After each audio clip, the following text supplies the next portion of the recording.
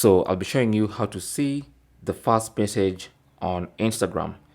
So you can go into any conversation on Instagram and then find the first message.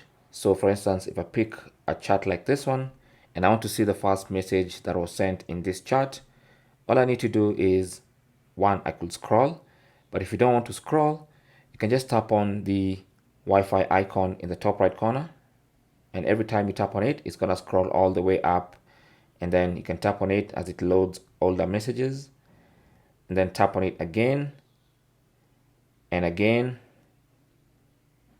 So just wait for it to load and then keep tapping until you get all the way to the top.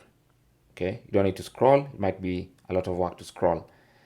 So now I'm at the top, and as you can see, the first message between us was sent on 8th June 2017.